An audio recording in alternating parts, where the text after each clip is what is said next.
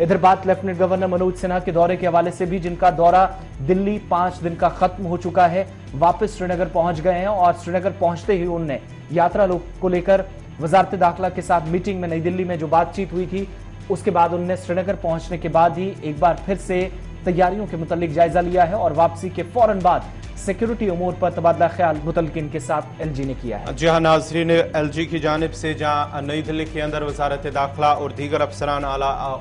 सतही जो मीटिंग हुई थी नई दिल्ली के अंदर जम्मू कश्मीर की मौजूदा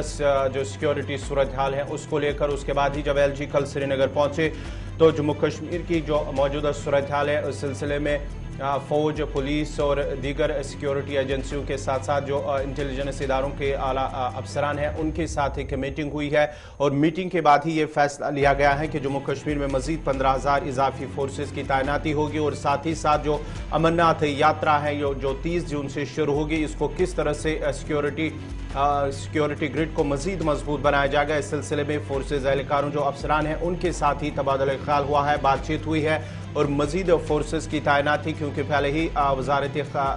जो दाखिला है उनकी जानिब से उसे मंजूरी मिली है और 15,000 के करीब इजाफी फोर्सेज एहलकारों को जम्मू कश्मीर के अंदर तैनात किया जाएगा, जिसके साथ साथ ही 85% तकरीबन वादी कश्मीर के अंदर और 15% जम्मू सूबे के अंदर इन फोर्सेज एहलकारों को तैनात किया जाएगा। इस बीच जानकारी ये भी मिली है कि दिल्ली के अंदर जो मीटिंग हुई है उसमें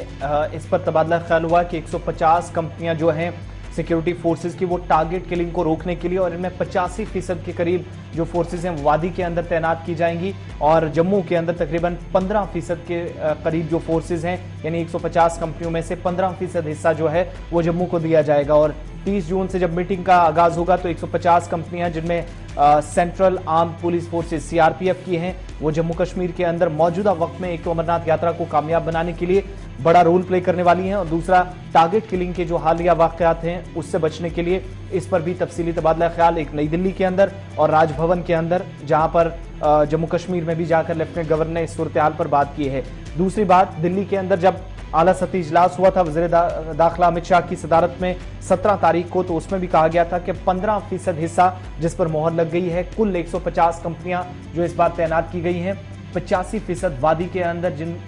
जवानों की तैनाती अमल में लाई गई है और 15% जम्मू के अंदर, इन पर दोनों तरह की जिम्मेदारियां, एक तो टारगेट किलिंग से बचने के लिए मुख्तलिफ हिस्सों के अंदर इनको डिप्लॉय किया जाएगा, दूसरा हसास इलाकों के अलावा जो अमरनाथ यात्रा के रूट्स हैं वहां पर भी इनकी तैनाती इस बार अमल में लाई जानी है।